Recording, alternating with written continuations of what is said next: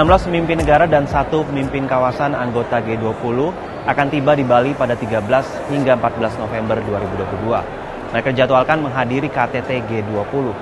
Dua di antaranya ialah Presiden China Xi Jinping dan Presiden Amerika Serikat Joe Biden.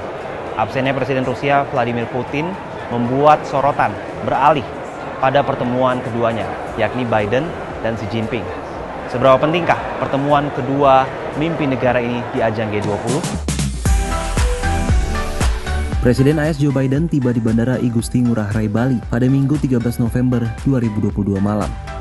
Tak hanya untuk menghadiri KTT G20, pada 15 hingga 16 November 2022, Biden juga dijadwalkan akan menggelar sejumlah pertemuan bilateral dengan Presiden Jokowi dan Presiden China Xi Jinping. Pertemuan antara Biden dengan Jinping diperkirakan akan menjadi perhatian utama dalam KTT G20 usai absennya Putin.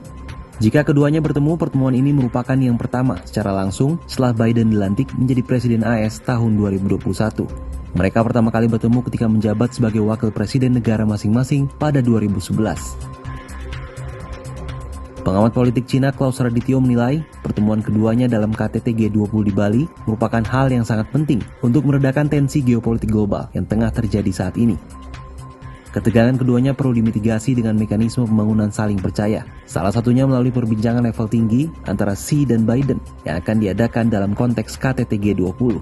Ada 4 isu penting yang harus jadi pembahasan utama kedua pihak jika pertemuan ini bertujuan untuk rekonsiliasi kedua belah pihak. Tapi pertemuan ini kita harapkan jangan hanya pertemuan yang sifatnya basa-basi diplomatik saja.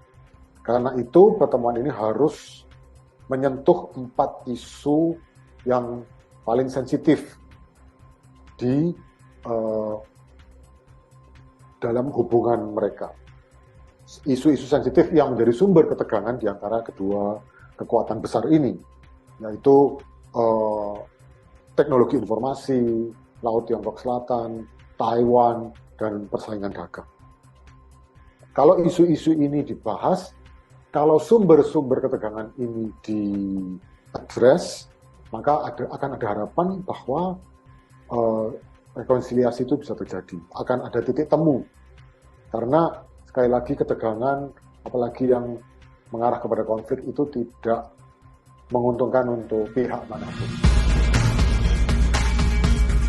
Demikian juga penyelesaian perang Ukraina-Rusia akan sangat membutuhkan peran Cina karena posisi Rusia yang semakin terdesak dan kebutuhan akan bantuan Cina yang semakin besar. Pengaruh Cina terhadap Rusia diharapkan bisa menjadi salah satu jalan menyelesaikan invasi Rusia ke Ukraina. Meskipun pertemuan antara AS dan Cina akan menjadi sorotan utama dalam KTT G20, namun peran Indonesia sebagai pemegang presidensi G20 tidak bisa dikesampingkan.